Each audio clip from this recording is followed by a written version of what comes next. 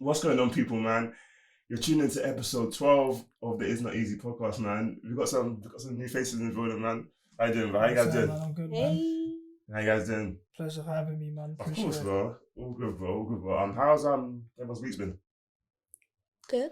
It's been alright, up and down, up and down, roller coaster. Congo let me down and AFCON. Oh yeah, Congo hurt, man. I was ready to dance in the street. Yeah. So sorry. man. That game, so what was the score in that game again? 1-0. 1-0. We deserved it though. It should have been 4-0, man. We Oh, is it? smoked. It We got should have bumped. smoked. Oh, okay. Yeah, them ones, yeah. Even the Congo. Nigeria game was techie.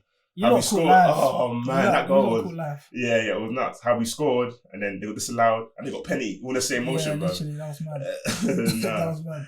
it was nuts, man. But I want to start off with some quick fire questions. Yeah, no Yeah, problem. quick fire questions. Yeah, let's see how you guys react. Like instinctively though, like the first thing that comes to mind. Okay. Fire out. Cool. That's cool. dangerous.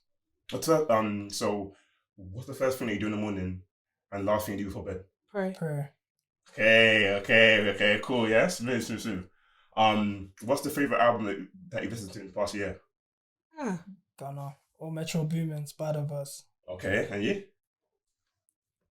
I listen to singles. Like I don't. You're not an album person. But if I like it, I like it. Like Okay, cool. Fair play. Cool. What's the best restaurant you've been to in the last year? Yachua. Okay, Uptown. Yachua. Or Deluxe Manor. Got to represent. Okay. Hacker. That's Anne. Yeah. Yeah. Yeah, it was nice. Was it, yeah? Yeah, it was nice. Ah, Liked cool. it. What is the biggest purchase you've made in the last year? My car. Okay, yeah, makes sense. Watch. What's Hey. Cool. And last one. If you had to give 2024 a rating out of 10 so far, what'd you give it? And why? I'll give it an 8. Okay, why? Because everything that I set out to do, I've just done it, innit? I'm not saying the progress is where I You want it to anticipated be. to be, but definitely just the fact that I've been proactive. For sure. Yeah. Cool, how about you? Before this morning, it would have been an 8. After this morning, 5. Why? I had a long day. My insurance was. The renewal was scary. Yeah. So That's techie. I give it 5. Give it 5. Okay, Yeah. cool. Smooth. Nah, man. What about you? It's interesting. If I had to rate it out of 10 so far, I'd give it like a solid 8 so far. Okay. Yeah. To be fair, I'm just being like, I would definitely give it an 8. It's because it's fresh, innit? Yeah. It's fresh. But no, that's interesting, man. But let's get into it though, man. Let's talk about Celsius Europe, bro. My baby. Yeah. To talk to us. So if someone like had no clue what it was, how would you describe like what you guys do? Celsius Europe, I'll say, is a creative marketing agency that specializes in sports and music media. Okay. In terms of the sports side of things, it's more so PR, branding. So like helping athletes just build their brand outside of the pitch, but it also ties hand in hand. Yeah. And then within music, it's more so just everything from top to bottom, handling the creative process of things, artistic development, how to market your singles, albums, etc. But creatively, different types of way outside the box to just have fun and engage the audiences. Isn't it? That's quite interesting. Like, what kind of made you or like inspired you to create like I see this organization? It's something that I've been doing for a long time. I've been working in music unofficially. I didn't have a label behind it for like 9 years now. It's about to be the 10th year. This is the 10th year.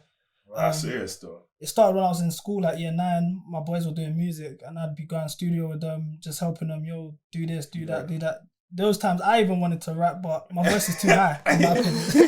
My voice is too high to be a rapper. So I was just helping them behind the scenes and so forth, and then figuring out ways to get people to tune in, promoting the songs, etc. And then they got like 1 million views on that Pac-Man TV back then. I was like, that's a Rolls Royce calling them back then. Yeah, that's 1 million on YouTube. Famous in college and that. Yeah. That's a big thing. These times it was probably in like year 10. Okay, even school tape. Okay, yeah. Was doing all of that stuff. And then life just got a bit hectic. One of my friends that was like the main face of it was a group at the time. He passed away. Okay, so from there, kind of like derailed a bit. But from there, I started doing radio presenting. I started out at Represent Radio, shadowing YBE, Young Boss Entertainment. That's like J Hus's DJs and so forth. Okay. From there, I kind of carried on just doing music media stuff. I used to have a playlist every Friday called Clay's Homegrown Talent, and I would just plug UK artists that are on the come up though. Interview some artists. So I gave like Millions his first interview. Interviewed Young T and Bugsy, NSG. This was probably like 2019 times, and at the same time, there's years in this thing, yeah. Yes, 100%. So then at the same time while I was doing that, also I was at uni. But while I was at uni, I was working with Bernard, doing his like going on shows with him, being like his host, event hosting. So going on concerts, I warm up the crowd, be his like hype man, etc. I got an internship for TikTok while I was at uni. And the way I got the internship, I basically told them I wasn't at uni no more. Okay. So then I basically just stopped going uni and was doing this on marketing, TikTok marketing. And that's when TikTok first came up. So we did like the Central C's Day in the Life campaign, Ed Sheeran's live, a bunch of other stuff, the Euros. And then from there, I kind of realized, okay, I've got a lane in marketing. Yeah, you got something there to build on. And then once I finished my internship at TikTok, I was getting a lot of like artists coming to me like, how can I use TikTok? What can I do better, etc. And I was just using what I learned to just freelance. And then I realized, okay, there's actually a lane here. No one's really doing this. And then from there, just kind of took off. Yeah, building from there. Like, how many? So as it is now, like, is there like a certain number of artists that you've got, like, that you work with on a consistent basis? I'd say probably 8. 8, okay. So there's 8 consistently, and then I have my clients that come and go, etc. Is there like a piece of work like that you're like most proud of, like a project that you guys have helped to release? I'll say Aja, his J4H Deluxe campaign. That was like, we had so much fun. And if you don't know who Aja is, it's like a wave UK rapper. Okay. He dropped a mixtape. He dropped a mixtape, and he's not someone that drops videos or nothing. He's not really social like that. Yeah. And he got crazy streams. So I was in uni at the time, and I'm hearing like a couple of his songs got leaked. Right. And they're leaked. The songs that were getting leaked, people were selling it in the dorms for £50. Right, Aja tune £50. I'm like, raw, like just coming off music. Yeah. Streaming is the way streaming is now. People don't really, that music doesn't have value anymore. You stream, you rent out, you lease, you could say licensing monthly, £7 a month, whatever you guys pay for Spotify, Apple. Yeah. And then everything's at the touch of your fingertips. Everything. So for just a physical MP3 to go for sale, people selling it for £50, £30. I was like, this is someone, isn't it? Yeah, there's value there. It's quite interesting. It's quite interesting that you say that, because I think a few weeks ago now, I was listening to the Joe Budden podcast, isn't it? And they were chatting about how like music is the cheapest art form in the world.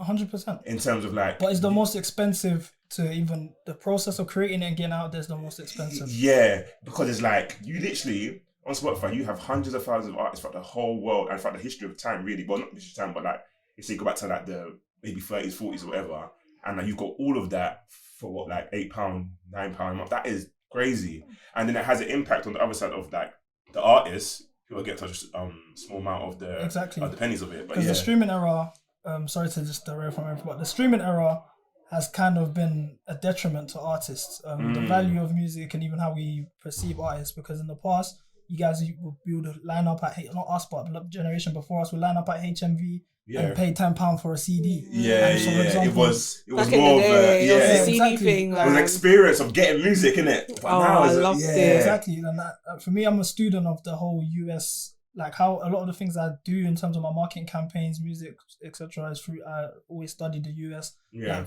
Like they're way advanced than us. Right now, we are in the UK are in the early 2000s. Of what the US was. Okay. That era, because of black music's finally getting money, there's ownership now, people own labels, etc. etc. Yeah. So I like to plug in a lot of those campaigns. But if you look at like back then, you go gold, that's 500,000 copies, you send £10 each, that's 5 million. That's not happening anymore today. Yeah, it's a shame. It's so interesting that you say that, but I think it's a interesting conversation though, because you could say yes, like streaming has kind of like ruin the value of music now, but then it has had some like positives though. For example, like now via streaming, you have access to firstly like a wider range of music, and it also increases the like exposure of an artist. So I think in this era, it's probably the easiest to like pop off due to streaming and of course the other like social media accounts as well. I think it's easier to get on. I would give it all solely to streaming. And from a consumer's basis, 100% what you're saying is spot on. For a consumer, it's so much convenient to stream. Yeah. Because you've got a playlist of songs. Back in the day, you have to have a CD, switch up. You had to burn it. Burn the CD. It's long. So on a consumer's CD. basis, and I'll give credit to Sony Ericsson Walkman. They changed the game. Yeah, they changed the game big They time. changed the game, and then iPod took it to iPod Nano took I remember my first iPod Nano, it was small and blue. Yeah, you had peas growing up still. I was on that still. I was on the Sony Ericsson. Yeah, I think I got it for a birthday, and oh man, I banged that out. But eventually, like, it grew to streaming, and then streaming ever since like school days now for us, really. Yeah. So I would say it's really it's like for consumer 100%, but for the artist, I wouldn't give so much credit to streaming for that. I'll give it to like just the globalization of social media. Yeah, that's true. Instagram, like there's a lot of artists that we don't actually listen to, but we focus on their brand. This is why I'm very heavy on PR and branding.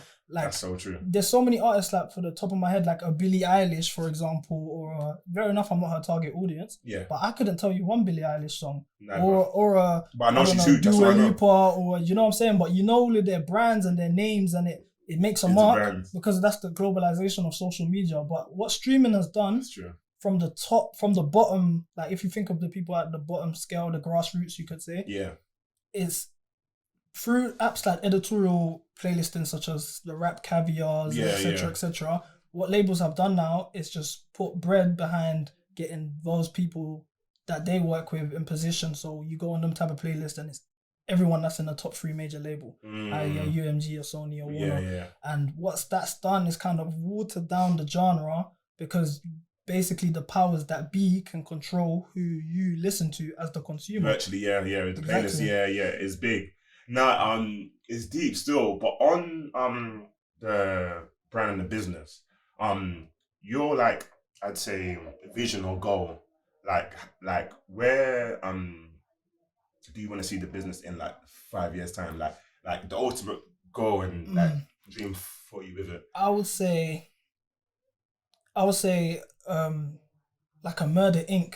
Like my own imprint, where like I've got my artists where maybe we're partnered with a major label or like a Rockefeller, you have a 50-50 joint venture, 60-40 joint venture, and I'm working with my artists, developing them, and I'm using their powers to help me build my camp basically. That's the goal, and that's why I'm like something I've been working on this year because I've noticed because of the, like I was mentioning earlier, the globalization of social media. Nowadays, you go into a meeting, an A&R meeting, or etc., and you want to pitch an artist. The first thing they ask you is, "What's their TikTok numbers like? What's their Instagram following? What's their the songs? The music can be good.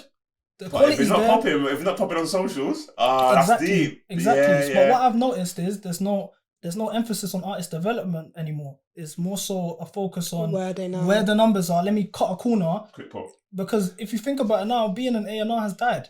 In my opinion, like a traditional A&R, because an A&R... It's faded out, innit? An A&R before would be somebody... Yeah, exactly. You'd be somebody, like... I think of the Diddies. Numbers. You go somewhere, you see someone that's rapping on the street, and you're like, oh my gosh, you're good. Let me go to the studio. Let me mold you into an artist, a superstar, and we do whatever we can to help you grow. Nowadays, it's, okay, how can I cut the most corners? This person's got... 1 million likes on TikTok, but the quality is not there. Let's slap some bread on him because the likes are there. That's not how things work. Because if you see things nowadays, this is like a more outside of the box example.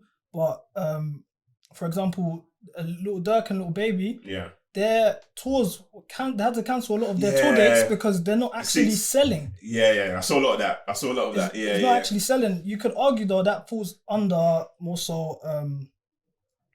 That falls under the rise of festivals, i.e. you're Rolling Loud, etc. If you're selling tickets for a concert, Lil Baby's doing a concert arena, £90, when you know, okay, for £110, I can go Rolling Loud and see everyone in the industry. I can go see Lil Baby, I can see Lil Durk, I can see everybody. I can see Rocky for some reason. He's always still there. He's always there. Sway Lee as well. Always still there. They're always I can there. see that's so true actually, because I think that's so. But then it's interesting because then, so in your point of view, then for like an artist who wants to sell his shows out, have you almost got to withdraw from the big wireless or everyone loud? Definitely, Almost keep it, your it audience depends who wanting you are. you. If you're somebody that's coming up, I will always say you gotta Get do in. in-person activations with your audience. It's important. I.e., like someone who did a very great job at that was Odile coming up. Yeah. He was everywhere. Yeah. Nottingham, Coventry, Leicester, Northampton, Kent. Like he was going there, and Yeah. without fail, even if it's people that don't know him, if it's people that don't feel him, without fail, every night he's taking at least 10 people that are gonna be streaming his music. Yeah. It builds. Like weekly, he's doing that. That's those type of things that people do that people lack nowadays because of the labels, the higher ups don't pay attention to these things no more. They look for the numbers and so forth. Yeah. So that's something that like this year I decided to release a project with all the artists that I've been working on for the past years, for the 2-year anniversary of Celsius. I'm gonna do that, and it's more so an emphasis on just the importance of my ear, in my opinion. I know like what I'm creating is quality. I know the artists I work with have the talent, and it means with the marketing, the growth that I've seen just working with these artists for the past year in terms of their numbers, etc. What we're doing actually works. So just putting a project out there to let people know, okay, in terms of artist development, we are the go-to. I don't look at myself like a traditional marketing agency, i.e. the Bay agencies or Vamp UK or Sanctuary London. Big up to them, they do their thing. But they're more so, we want to pay you for an activation, we want to pay you for an event, or we want to pay you to slap a billboard, etc. We do all of those things, and on top of that, we are in the creative process. We're helping you grow more. We're helping you, okay, don't release this. Okay, let's go studio. Oh, I can pattern you a feature with this guy. Oh, this producer will sound good. Let's put this together. Exactly. It's more well-rounded. Right. It's quite interesting that you say that though about Odile, because someone on Twitter said recently how it's been like a Mimi. Yeah, how there's been like a lack of artists who prioritize building a fan base through university motives, and how that was like an era where bare artists who blew up in that era like Notes, Mo Stack, 100%, Young Bane, Tion Wayne, like you build up those I would say your core audience and fan base through the uni model, because they're young people and loyal, impressionable. They want to like they're hungry for like good music. Yeah, see Odile's reply. I didn't see it now. I can't remember. No, it wasn't back to back, but I can't remember his reply. But he replied to the actual tweet. Yeah. I'm trying to remember. Was she trying to say that he didn't do that? Yeah, but I don't think it's true though. He did do it. He did that, but he said something like he gave an example. I can't remember, but his reply was like it made sense basically. Yeah. But yeah, he replied to it. What she said. Yeah. I just can't remember. Yeah, but to answer your question before, if your artist coming up, 100%, you need to do everything you can for person activations. Once you're at a superstar level, I feel like you do need to hold some sort of mystique about you. The aura, like, oh my gosh. Someone who does a very, very good job at that, I'm not really a fan of his music, is Playboy Carti. Playboy Carti is, I don't want to show my face, so I'm not showing you my face. You guys want my music, I'm not dropping your music. He's a genius at manipulating people to oh my gosh, I want more. That's what when you're at a superstar level, that's the type of artist you gotta be. But if you're too available, i.e. like, in my opinion, what's happened with Lil Baby, where the tide has kind of shifted with him, it's because Lil Baby's a hustler, bro. Every time he's dropping something every 3-4 months. Yeah, because he's a hustler, bro. If I called Lil Baby today, I said I've got 100 racks, jump on his feature. I'm CD from Dagna. He will be there. He's there. That's the thing. He's a hustler. Yeah. You get it? So it gets to a point where it's like the music, the consumer, as in the music industry, is very it's volatile. The consumer is very fickle. After a certain amount of time, it's like I'm tired. Even if you're actually still releasing. Like, from my opinion, like Lil Baby's most recent release, 350, I think if that dropped in 2019, that would be everywhere. Do you feel like the quality diminishes then? Yeah, I would say if you're staying at the same sound, because he's not experimenting. I would love for Lil Baby to go link up with John Legend and play on a piano and drop them type of tunes. Experiment yourself. I like what we do with Kanye though. Yeah, but that's Kanye. But that was Kanye. That's Kanye. But you know, the point that you make here, I think is very true. But there's one artist who's almost like a cheat code with it, and that's Drake. He can drop.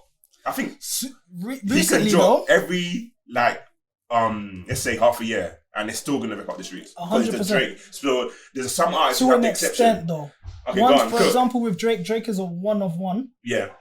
Also, Drake has come up. Drake came under arguably Lil Wayne. In my opinion, is my favorite rapper of all time. Okay. He came up of him while he was on his best ever run. Mm. He's brought in his new artist. Drake's done that. He's I'm not gonna take nothing away from him. His run was crazy. But if you've noticed from his most recent releases, Drake's gotten to a point where he's got, in my opinion, I think he's become a bit more complacent.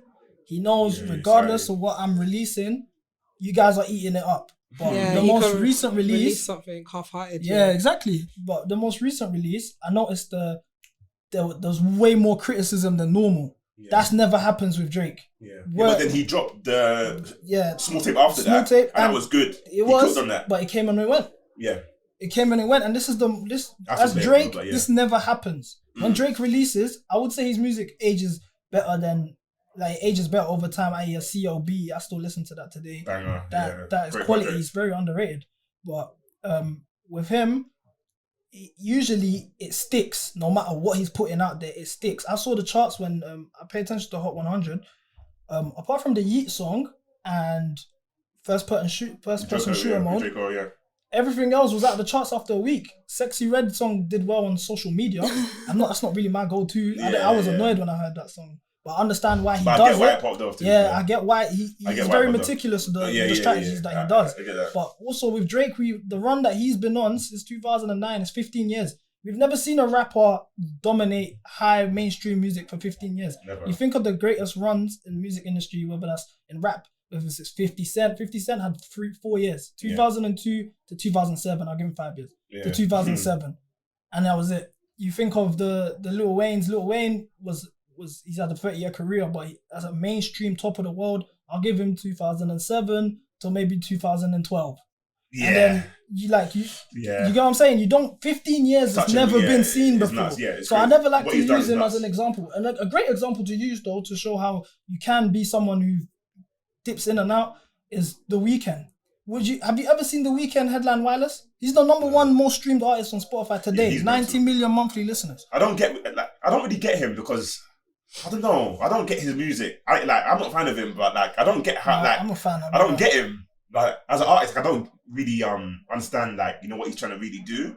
So I've never really. I think he does music for himself. Yeah. And he's got he's established his core. He sounded really unique. And he stuck to that. One thing that Drake hasn't done, in my opinion, Drake is he doesn't have a core. He doesn't have a core fan base. He doesn't have a specific sound. Before, when he was coming up, and it was Draking, and that was his whole thing. I would say he did create an era of men being more male artists, especially rap artists, being open more their feelings, vulnerable, more open their feelings, more in love and stuff, etc. But he doesn't do that consistently to say that's your core sound. If you was to describe Drake's sound, it's very vague. What would you say it is? But that's also his strength. Well. As he does bare things well. Yeah, exactly. He does 5 different things to a top level. He can rap. Of course, he can do the R&B. He can even do the house. Have you seen? The album's he can really even Afro if he wanted to. Afro. He can drop on a little drill thing. So he's done so much to a high level, but of course it dilutes your ability to have a core fan base because you do so much. Exactly. But I feel if you're a fan of it, and I'm a fan of Drake, you have to you got to pick what you like of him and just enjoy that. And you can't it's almost like a buffet where you can't take everything. You just gotta take the sweet and sour sauce. And you take the sweet and sour sauce. Sweet and sour chicken there. You gotta take the sweet and sour sauce because if you got it too much, it's too much. I know what you mean. You know what I mean? That's a good analogy. But it's sick. But to the point that you made earlier about TikTok, Mm-hmm. So obviously, I'm sure you've probably seen it. The row that's going on. Universal. Yeah, Universal and TikTok. Belle, my videos have no sound right now. Do you know what I mean? My videos. So it's quite interesting. I see it from both point of views. Yeah. The 3 point of views to look at it as. For starters, the real victims here is the artist. Yeah. For real. Is the artist, which is a shame. I work closely with Universal. I've got a lot of contact there. Oh, is it? Okay. Just seeing the artists that I work with over there, I've went on one of their pages recently and everything's on mute. And these are not artists that have established themselves. They're new, still trying to build themselves. That's fair enough, they're signed to the label, but they're trying to do whatever they can. But if anything, that's harmed them more than anything. Like they're the real victims of everything. Yeah. Now, from Universal's point of view, I understand something does need to change because if you think about it, TikTok they're making the most money out of the music that's being on the platform. Yeah. And what TikTok are failing to understand, because I saw their statement and their statement was so passive aggressive. It was like we've established deals with the other two major labels, artist friendly deals with the two major labels. So we're failing to negotiate. Like they made it seem like you need us more. That is not the case.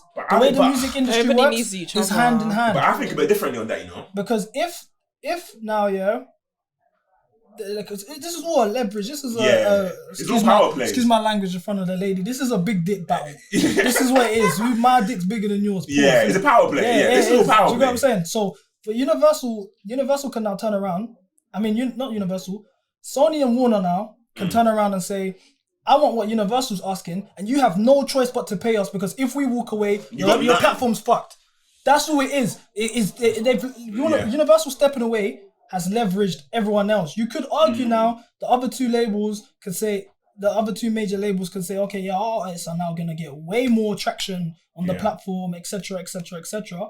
But it's business. There's money involved. These guys are about their paper, bro. Now they see it as a gap where, okay, we can leverage this now ourselves. We can renegotiate. They're negotiating in 9 months. They can negotiate now in October and say, I'm not gonna lie, we want exactly what Universal's asking, or in fact more. If you guys don't deliver that, we're walking away. But you know what it is? I think TikTok on a very we need to be careful. unique place of power. I do.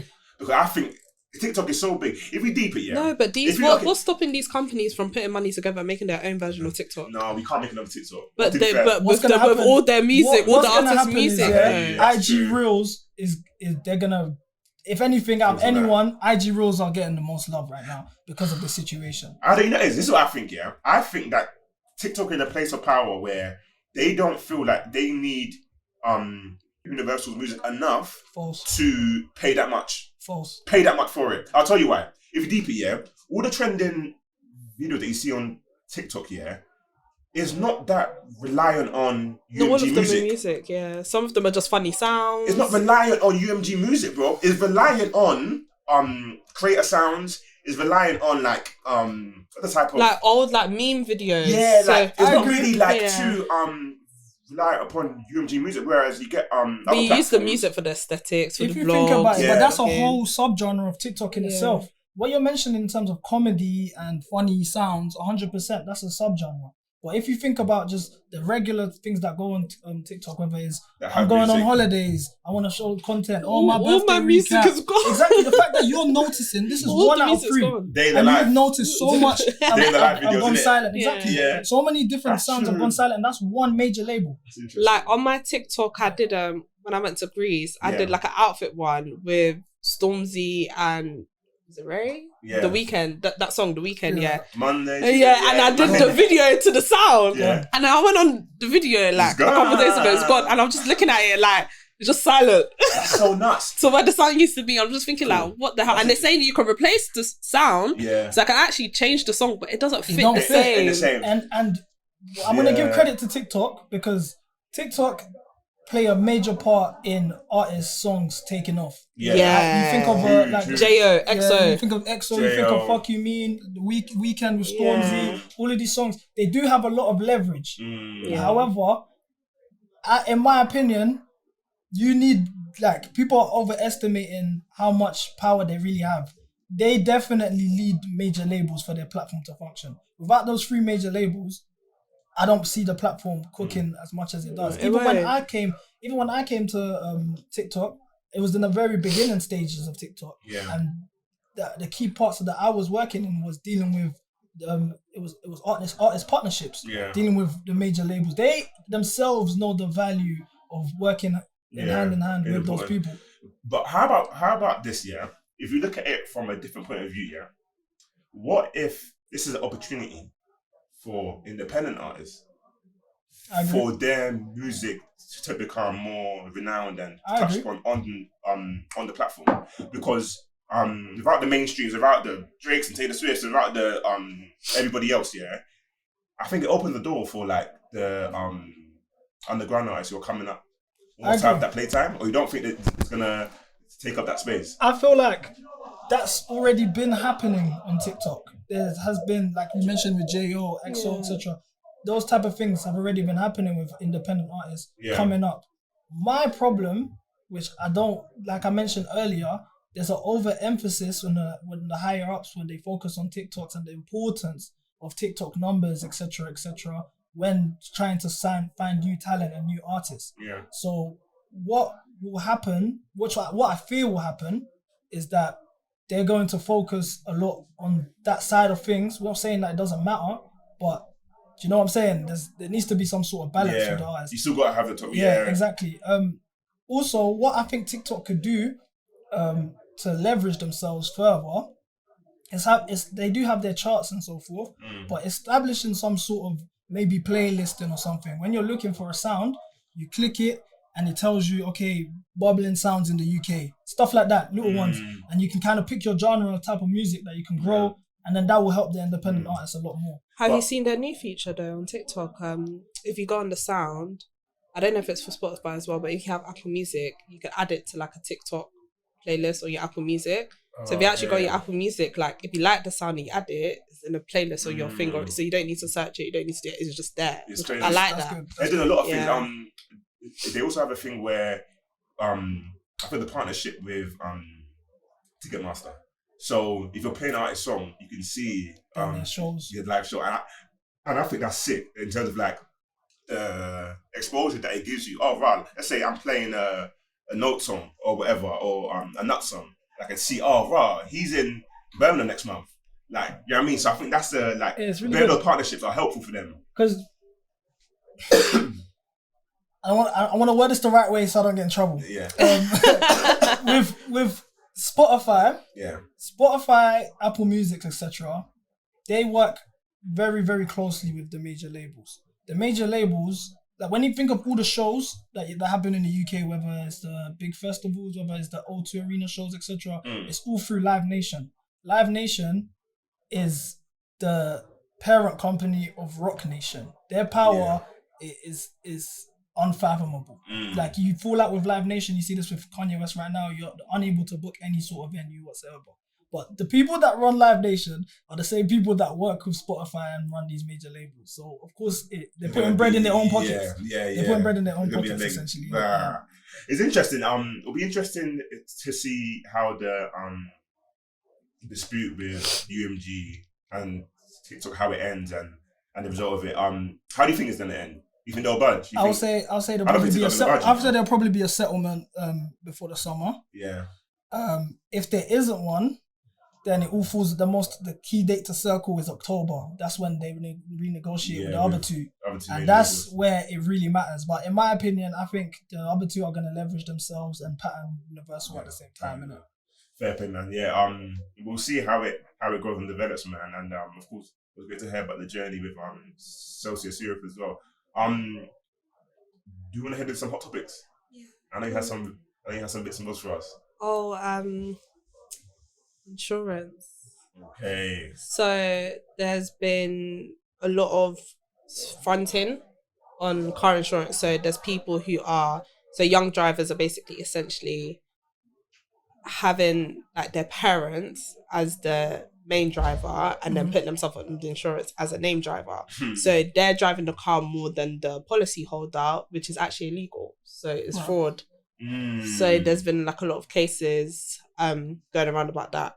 But then car insurance prices are too high for young people. This is why they're resulting front end. So it's like there's like a balance that they can't win, because there's people like there's a reason why a lot of young people are turning towards that. I'm turning to it as well. Are just nuts. I'm turning to it. The prices are nuts. I'm turning to it. How have you found that your insurance prices over the years, or the techie?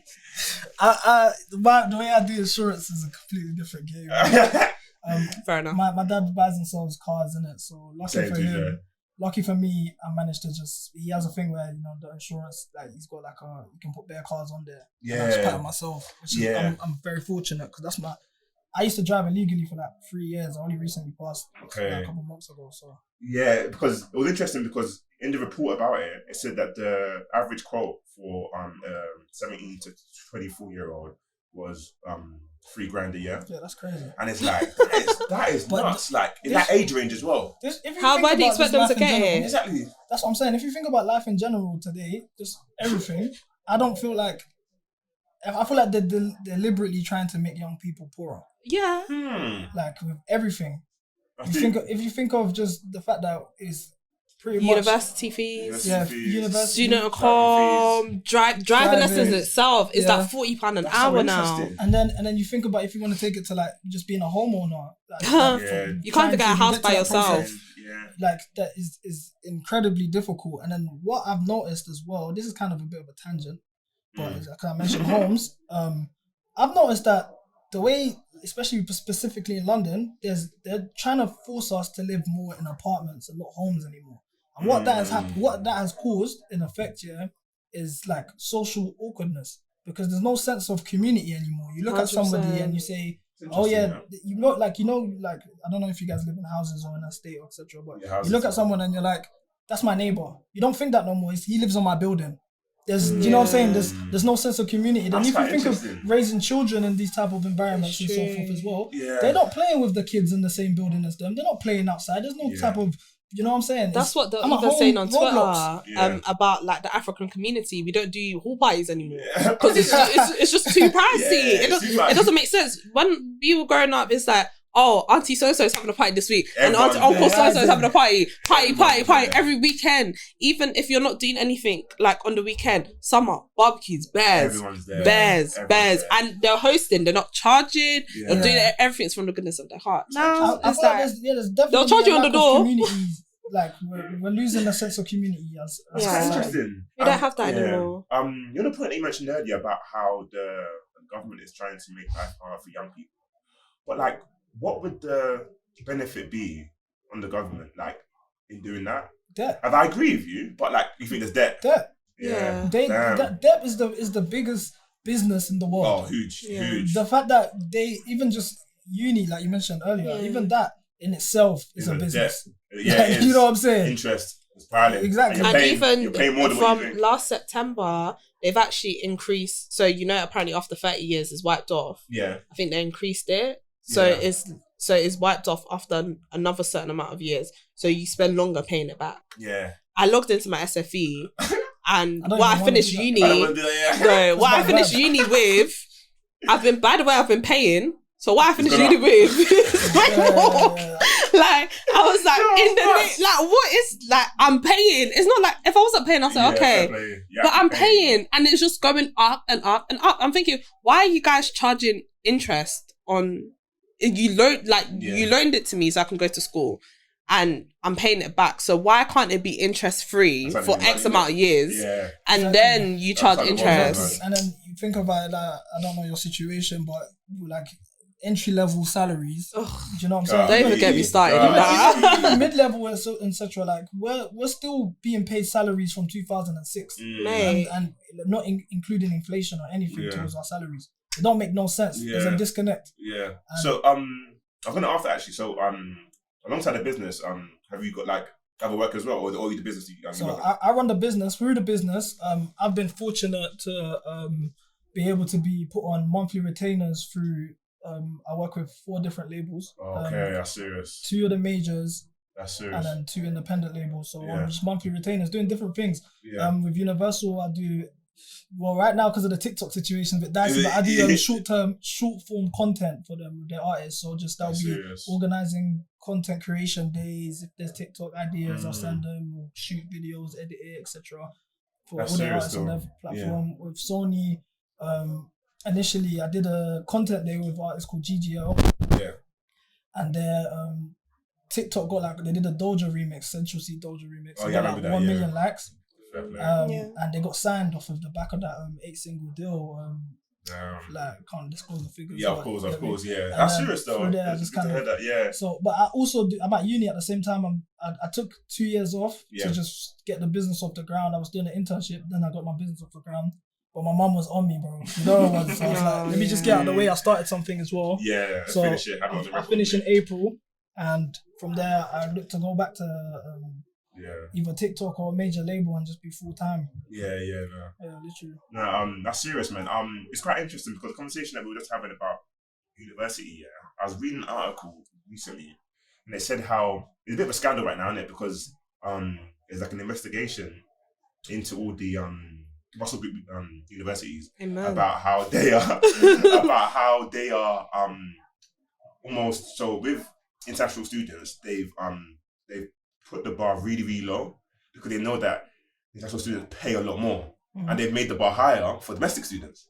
So there's like good investigation happening right now about it because it's a bit of a scandal because so you put the bar low for people who are going to pay more or to get more money, but you're the own domestic talent that you're not really prioritizing. Uni used to be 3K, you know. It actually used to be 3K. Yeah. So interesting to see that is it a bit like how you said a bit earlier, it's a business, man. It's literally just a business. But it's crazy. During COVID, I remember during COVID we had no lectures, no nothing. Even if you join on Zoom, I'm not getting 9K of education. And then you think about it, they don't give you free books or nothing. No free and even like the resources, some of the resources like so some like web pages and stuff, you have to have like a subscription, and even when you use your university login to get in, like sometimes it doesn't even work, you have to pay. And I remember when I was doing my degree, I was just so annoyed because on top of it, I'm not getting like lectures or anything, and they're still pushing me to go. So I did nursing, so we're still going on placement, and placement is free, right? Like you're not full time. Yeah, you're not getting paid. I'm working. I'm working full time, and it's like I'm working full time. It's COVID. If I get sick, I can't work to actually work and get money. Uni don't do anything. Uni were even, I feel like they were really, really harsh on us at the time in terms of like nursing students. They gave us mad work. So we'll be on placement. We're doing placement for free. So we'll do 40 hours a week, then which comes up to like 3 days. And then we have to do like our own uni work on top of that. And then some of us have families. Some of us are working. Some people have children. Nah, and I was just like, this is not, why am I paying 9K for this? That's insane. For this. Even with me, so my uni experience was a bit bad. I only really went to uni because life situations at the ends was just very hectic for me. In terms of people passing away, a lot of all my friends that I went to school with were in jail at the time.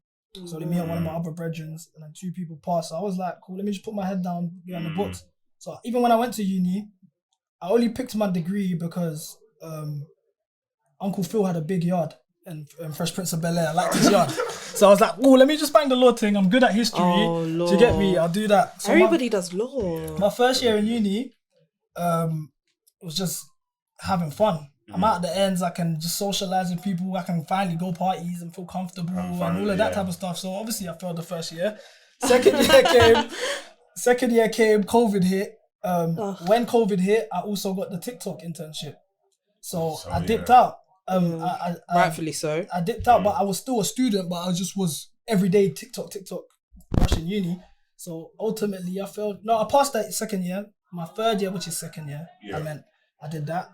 So then now I failed again. So now the fact that I failed twice, I had to pay my own tuition fees. But you didn't do that, innit? Yeah, because they can only pay 4 years for student finance. So this year, I took the year off to through Celsius. Why I went so hard for the first year of Celsius is because I was raising the money to go to uni. So it was like, it was 24/7. I'm grinding this out, and then I managed to raise the money, and that's why I've gone back this year. But now that I've gone back with the bread that I've risen, I'm there every day. I don't miss nothing. I sit at the front. People that know me, I sit at the front. I'm asking questions. You know what I mean? It's coming out of my pocket, bro. I'm asking questions. What do you mean by this? I'm coming in early. Every email you're on top of it, bro. That's what I'm saying. You're even a better person than me. I wouldn't even go back to uni. Oh, you see the way my mum was getting on to me? I'll tell my mum to keep quiet, man. I'll say I'm making money now. I'm getting like one thing that really African parents don't know that. I remember I told my parents I wanted to do a nursing apprenticeship. Okay. So that would have meant that when I go on placement, I'm getting paid because I'm working. That makes way more sense. So I don't remember the full logistics of it, but I remember it was a bit more convenient than doing the degree. But I think is that I would have done it for 4 years instead of 3, and I'll be essentially like working full time. So I think I'll be working there for 2 days and go to uni for 2 days. So that's 4 days a week. That makes sense. Every week, which is cool. And I remember when I said it, and I said it time ago, and I remember saying it, my mum was like, no, just go to uni, get your degree, do this, do that, X, Y, and Z. Because with my mum, she did nursing as well, but I think she did like an alternative route of nursing. So it meant that she had to top up on her degree. So she had to go back after a couple of years and top up and whatnot. I don't even know the logistics. So then for me, when I said it, was like, no, you're going to go to uni, you're going to do this, you're going to do that. They had my life planned for me. Cool. I did it. When I finished uni, nursing starting salary is really bad, especially outside of London. I finished uni, I stayed in Essex to do it. The salary was really, really bad. So imagine I've worked full time for 3 years and the salary is dead. So I came back to London, salary is even dead. Then I was just like, why did I now put myself through that debt? Like rack up all that money and like I'm still at the same place. You know what it is? You see the way there's an American dream, there's the African dream. Like my kids, like, you know what I'm saying, my kids are going uni, they're getting their degree and they're gonna get married, gonna be in the streets and pictures. You know what I'm saying? Like all of that is when my graduation came, it wasn't even a big deal. Yeah, that's the thing. And even on top of it, they delayed my graduation on top of it. What, was it COVID times? Yeah, but I finished in 2021, so I was meant to have my graduation in January, and then there was like the new variant of COVID or something, and then they cancelled my graduation. I literally had my graduation last year, gone. That is mad. So it was like when I had bare people on my course didn't even come to graduation. By the time it happened, it wasn't even a big deal. Like I took the pictures, did everything. It's so true. And on the topic of like African parents, I did want us to explore this. So I was thinking, and I was talking with someone about this during the week. With African parents, like, did they speak to you guys about money growing up? Of course not. Pride. What do you mean by more like financial? Like financial transparency. And like information about, oh, we should do this now. Oh, like how's your savings going? Oh, like how's your investments going? Like this, like they do that because I realized that like I didn't really have that. My dad didn't ever ask me, how much you got saved, son? Or like how? I started getting the savings question like beyond 18. Okay. But prior to that, like in terms of money, I knew nothing about money. I've never really had that. Like I feel like they're more transparent when you get older because it's now like, okay, like we don't want. I feel like they do it as a protective thing. We don't want the children to see us struggling if they're struggling anyway. We don't want the children to see us struggling, so we're not going to say anything. But then when you get older and you're earning, it's like, okay, look, like this is time to be transparent. Yeah. It's so interesting. But like, how about the like advice though? Like your parents have given you like financial advice? My mum did. When I start pulling up with clothes and that, you know what I'm saying? That's when I hear it. Yeah, that's when it started. I'll say when I was like 16, for sure. I started hearing a bit more. Even with my pocket money, when I used to get my allowance, I used to buy like clothes, perfume, things like that. And I remember my mum was like, you should be saving this money. Like, you're not doing anything. Like, you get this money, you're not doing anything for it. I would say though, I wish our parents was more like, here, like, okay, for example, you've received X amount of money, or with this money, you should put some here. You know, you can flip this by doing this. You know what I'm saying? Yeah. That's what I wish they did a bit more of that. Proactivity with it. Like, I feel like when uncle used to give you money, they'll take the money, they'll use that money to go and buy food for the house or something. Like, they won't actually use the money and invest. They didn't teach you how to make 5 into or 10. even not even that. That's what I'm thinking. But even them themselves, okay, uncle gave you £30 for your birthday. Let me go and put it in a high interest savings account. Wow. No, but let me actually hold it for you with value and do something with it. That's what I'm saying, and that's what I'm saying. They'll use it to buy the next weekly shopping. Don't mind them. Yeah, and I was thinking about that. But they don't know that better themselves. You know, you need to, like you see with us, this is their first time on earth as well. Yeah, that's what they're I'm saying. learning. As a culture and society, bar maybe the Jamaicans because they came a bit earlier than us. Yeah, we're first generation in the UK. Yeah, like if you look at, like, for example, I don't know if you guys have Asian friends, like Pakistani, Indian friends. Their parents are mad on point in terms of business savviness because they're 3 generations deep. Their man owned homes. Their man they're at a point they own stores. They got their own businesses, family businesses. They're putting their children in position where by the time they're a certain age, you can run my business. Oh shit, sorry. Excuse my language as well. You can run my business, etc., etc. They were not doing that we're not doing that as a society, especially as African children. Our parents came Don't be at a certain collecting age. your You know what I'm saying? I money. don't know you lot's backgrounds and that. But Yeah. I'm the first that me and my siblings are the first of my family to be born here and all of that. Same. So we what we expect from our parents, what we're saying is what we are are gonna do be for our children. That's so true. We shouldn't. We shouldn't. It's It's a too harsh. different Be the change that comparison, you want to yeah. see. Yeah. It's a difficult comparison. They don't know no better. You know only better. For Because them, But they've even done when their they job. know, Their job, was bring these You're not guys here, serious. make sure they get raised, they don't go to jail, they don't die, they go to university, get an education. healthy, Done. safe. That's yeah. all it is for them. That's all it is for them. So you get me? So That's so interesting because I was thinking about that, like in terms of the proactivity of like, oh, okay, cool. Like my son, he's working now. How's the savings going? How's the investments going? But then, into the point you just said, like, how they grew up in Nigeria or wherever in Africa it is for you, yeah, it's like survival, bro. yeah, Word. they came on were survival. birthed on Word. survival, not love. Word. You came on survival. So when you Survival. come, like, you don't have You're that not thinking like time that. frame. But that's for us to now Because, do this with our bro, children. But do you know what? I had conversations with my dad like a while ago. My dad was born here, went back, came here for uni. When my dad was doing uni, he was sending money back home. So he's working, he's going to school, he's doing these things, and they're just mentally they think that's the way to live life. Yeah. That's the cheat code. Like that's like recently even on TikTok I saw like one girl, she took her mum to a hotel for her birthday, decorated the room, do everything. Yeah. Because they're not used to things like that. They don't see these things. They don't know. They're none the wiser. And it bless them. Yeah. But at the same time, I'll also give them credit because the fact they even managed to get here In and set up itself. shop for us, that's It's brave. serious. You know what I'm saying? Another country, another continent actually. Yeah, word. Set up I shop. probably didn't speak their language like that. They get your Do you know what I'm saying? papers, children, schooling. enroll them into school, take them to University. school, find a job. Find a job, raise It's the serious. household. So we gotta give not a props job. to them. Yeah, that's what I'm saying. That's Them what man, I'm saying. them man did what they had to do. Yeah. But Yeah. what we're asking of They them, laid the that's foundations. Our side. That's our side. side. Because Yeah. like as a society, African children, like first generation Africans here, Yeah. we're 3 generations behind the others. Not to mention white people. Who are, you know what I'm saying? But I look at amongst the ethnic minorities, the Asians. Sorry to word it that way, but they are way more advanced than us. Yeah. Business wise, Hey. home More situations, etc. My driving So, instructor was Asian. That guy had houses, that's how it is. chicken Them man will have shops. multiple yards. Them man will have cars that they're renting out to Bro, people. and Yeah. Them man are doing. They He's have so up. many chops. Oh, So what's many that chops. thing? Bishala, what insurance? Like the Asians have been bantering about on TikTok. I That haven't deep seen into it. I haven't seen it. I like haven't what? seen Like these men are up. Yeah, I think you need to mute the words insurance from your social media. I do. It's getting out of For hand. real? I actually do. It's nuts. It's Nah. painful. It's true though, but I What, think what do you feel like we could do though as a community Education. to do better at that? But Educate. how do you go about doing that? Just edit. Like for example, you're telling me about like high interest savings accounts. Yeah. Just by like searching.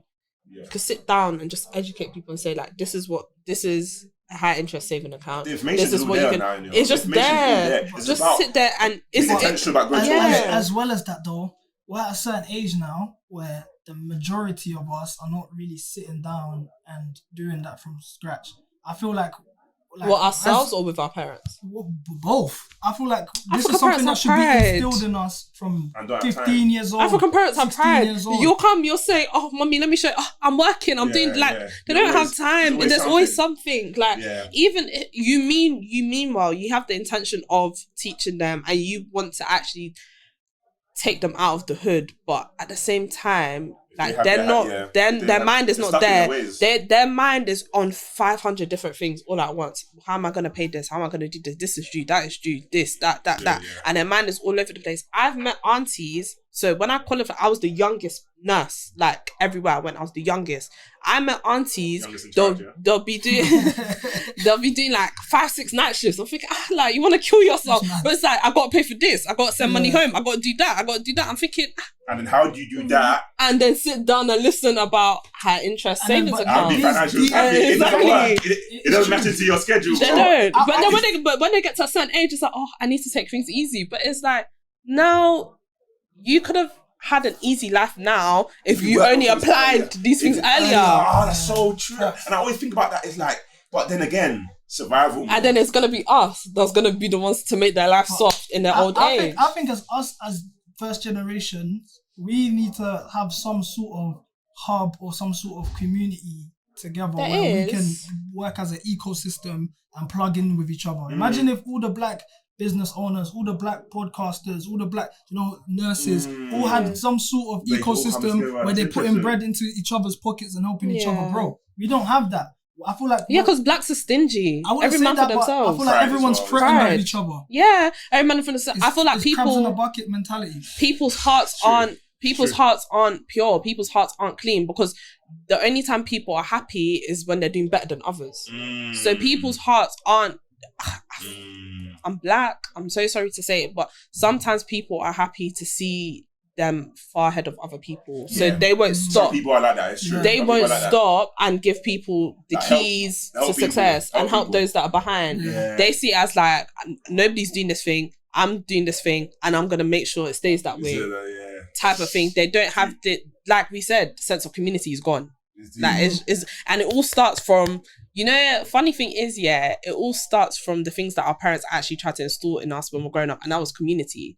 Because when I was younger, I remember my family every first and last Sunday of the month we used to do family meeting. So all my cousins will link up, all of us will link up, all the adults will just sit there having conversation, talk about life, talk about money, growth, things, boom. All the time. When I got to a certain age, that phased out. Because why? Because people are working. People need money.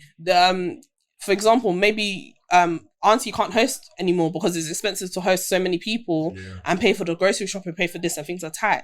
And it's like, after a while, that sense of community gets lost, and then it's like every man for themselves. I don't know if you guys do this you guys both Nigerian? Yeah.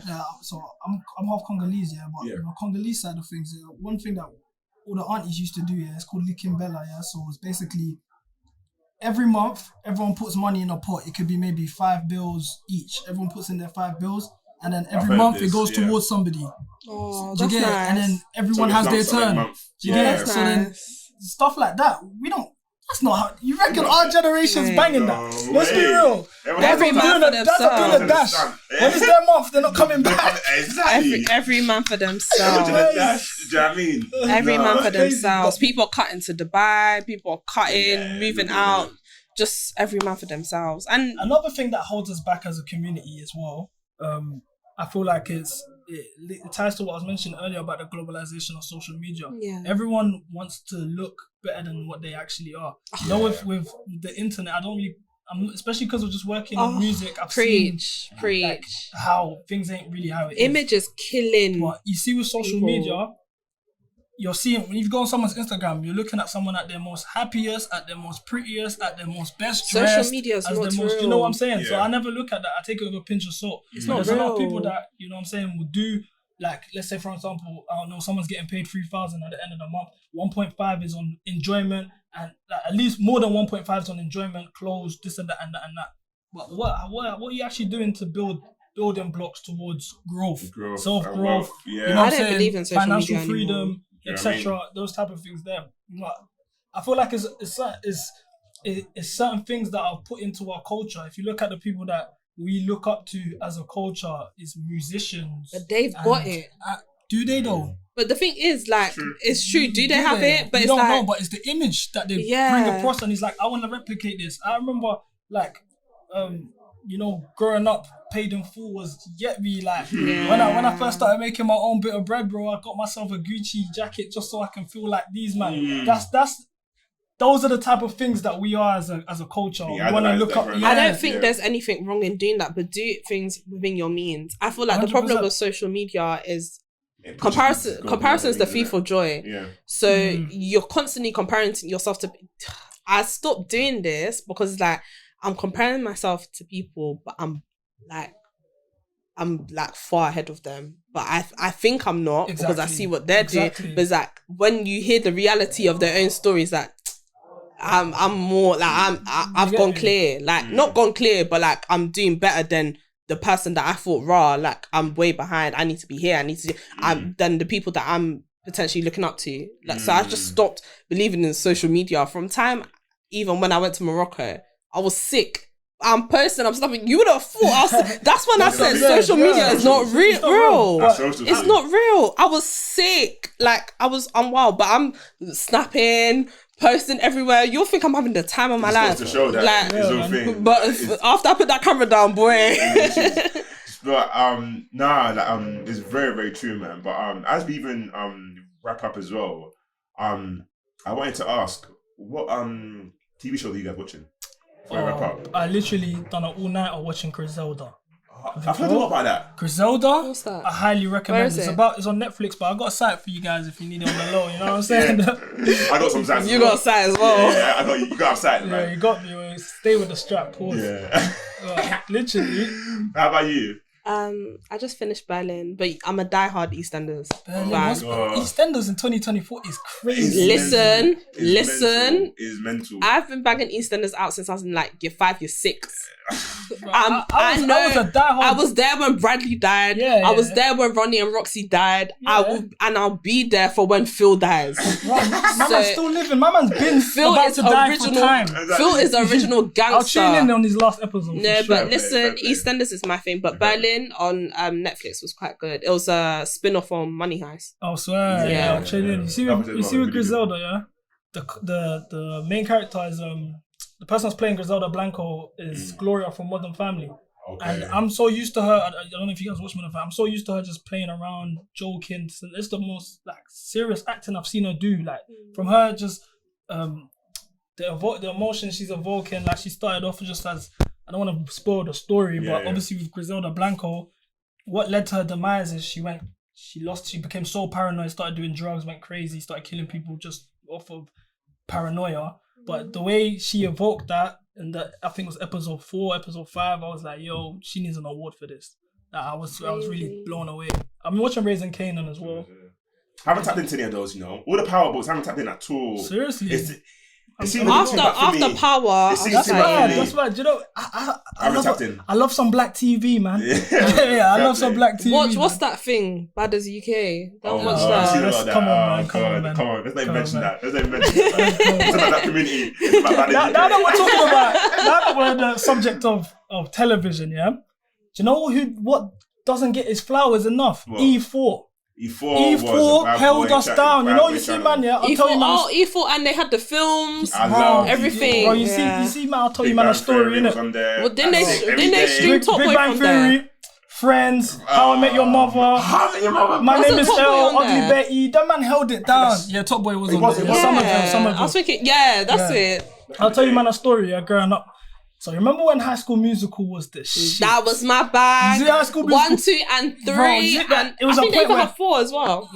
You see with man, 2 was my bag, innit? Yeah. But there was a point where personality was High School Musical. Guys would be in school. I'm Troy. No, I'm Gabriel. Man used to do the Corbin Blue thing. I had the cheerleaders costume as well when I was growing up. Bro, I was flagging Corbin Blue. Every time we play, I'm Corbin Blue. So anyway, Friday, you know how Disney Channel used to do Friday 5 o'clock. High School Musical 2's dropping live. I'm like, yo, it's time. Everyone after they've been in the cinema as well. So everyone in school's talking about, yo, High School Musical, this and that. Everyone's gassed. Yeah, we're gonna watch it. This and that, whatever. So on that Friday morning, man's watching Disney, bro. I'm watching a recess, getting ready for school. My mom's like, yeah, you need to go to school. I've gone to school. We're talking about High School Musical. Man's rushed home now.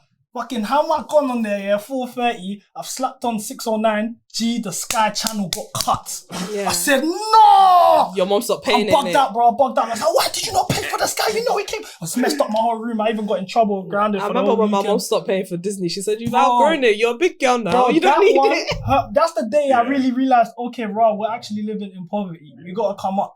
You know, that Disney one, it hit me. I think they all came, I think for everybody, you have that moment. There came a time where Sky stopped. Bro. In everybody's household, the Sky stopped. Man took the card, I was turning it, putting it in and out, trying to think, I'm losing my mind. Hasn't been paid for, man. I've come to school on the Monday, everyone's talking about the High School Musical, I'm acting like I've watched it, they're singing the song. Like, it hasn't been paid for, man. My cousin Nathan, he recorded it, big up to him. I went to yard, I watched it. I watched it, but yo, that was tough times, man. Yeah, before we wrap up, the very last thing we're going to do, if there was one, either a creative or business owner or someone interesting that you'd like to see on these sofas for an upcoming episode, who do you guys think? Someone you might know, creative business owner, someone who does something interesting that you think would Be on the next episode or the upcoming episode. Productions by Lorenzo. That's my Lorenzo. Okay. Right, he's a film. I wouldn't want to limit him to just a film. He's literally a walk-in production company. He works with he's worked with UEFA, the likes of UEFA, Premier League, everything. Just filming games, sideline, working with footballers, etc. That's serious. He does the videos for Asia as well. He's top man. Serious. Bubbly personality. He'll give you some Asia. free game and proper dope, man. Cool. I don't know. Not for you? I don't know. Okay. I don't know. Have a think about it, and before we wrap up, I just wanted to say, obviously my first single just dropped, OK, featuring Remy Glizzy, very talented artist from Newham. It's first single from my project, coming out in April, Celsius Europe project. It's called Keep Going. I chose that title just so it can really just keep evoke going. Life, you know what I'm saying? Just keep going. You know, it's been like the 20s as a decade has already been difficult. You know what I'm saying? We're almost halfway through. Just got to keep going, keep persevering. 100%. That's what the message I always like to put out there. So that's what the name of the project. It's the first time I've even revealed it. I gave it to you guys. Hey, but let's tune in, stream. It's gonna be a proper moment. Serious thing. I'm appreciate you for jumping on, man. It was always, man. Great to hear about the journey of Celsius Europe and of course the music industry. No, 100%, man. It was a pleasure, man. It was a pleasure. I would love to come back sometime during when it tops on April. I'll probably bring someone with me and 100%. make this proper, innit? Yeah, 100%, man. Well, guys, if you enjoyed that episode, make sure that you like, subscribe, comment, subscribe. And we're gonna have more conversations. You know how it is. It's not easy. It's building. It's growing. So we're gonna have more of these conversations. So if you like, comment, subscribe. Have a blessed week, man. It'll be easy in Jesus' name. Amen. Peace.